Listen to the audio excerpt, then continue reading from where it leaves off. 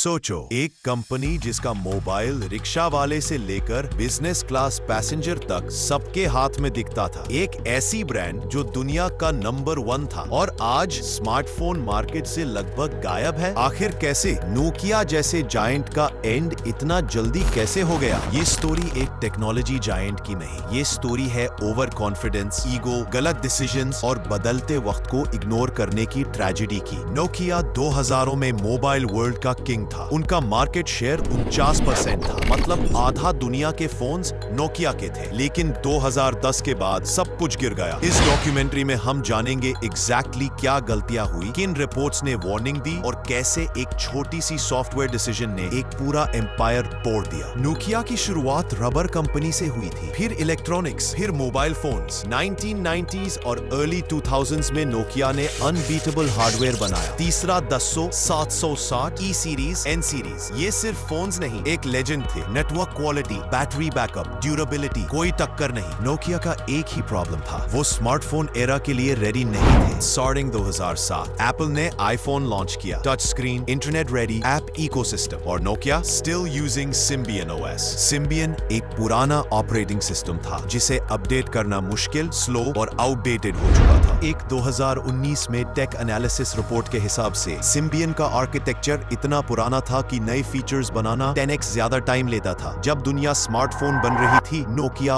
Old keypad system को पकड़ के बैठा था। 2008 to 2009 के बीच गूगल ने नोकिया को एंड्रॉइड यूज करने की ऑफर दी, एक ह्यूज अपॉर्चुनिटी। लेकिन नोकिया की टॉप मैनेजमेंट का जवाब था, नहीं, हम अपना सिस्टम बनाएंगे। This was the moment Nokia lost the race. Samsung, HTC, Motorola सब एंड्रॉइड लेके रॉकेट की तरह ऊपर गए, नोकिया वही अटक गया। नोकिया के अंदर मैसिव पॉलिटिक्स हो रही थी, टॉप लीडरशिप डिवाइडेड थी। कुछ लोग एंड्रॉइड चाहते थे, कुछ सिम्बियन स्टिक करना चाहते थे और कुछ विंडोज फोन के साइड में थे। CEO स्टीवन इलॉप ने 2011 में एक फेमस मेमो लिखा, बर्निंग प्लेटफॉर्म मेमो, जिसमें क्लियर लिखा था कि नोकिया डूब रहा है। But even after admitting, decisions slow थे। मीटिंग्स मंथ्स तक चलती थी पर एक्शन कुछ नहीं होता था। नोकिया ने लेट डिसीजन लिया और माइक्रोसॉफ्ट के साथ पार्टनरशिप की। विंडोज फोन स्मूथ था पर app ecosystem zero. Developers interest नहीं ले रहे थे। फेसबुक, इंस्टाग्राम,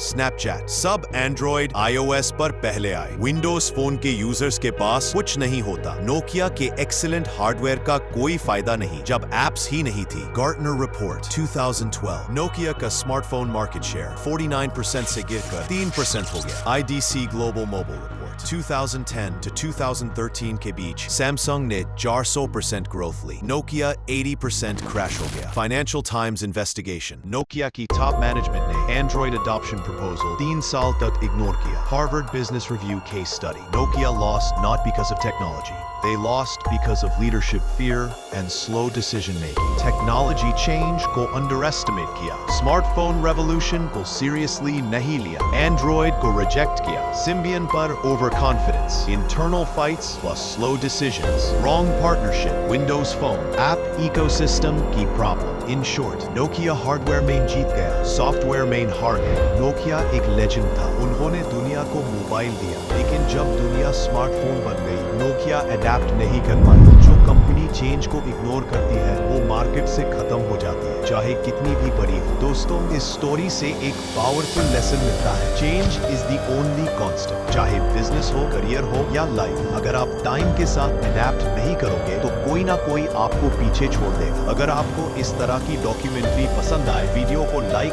शेयर और चैनल को सब्सक्राइब जरूर करें।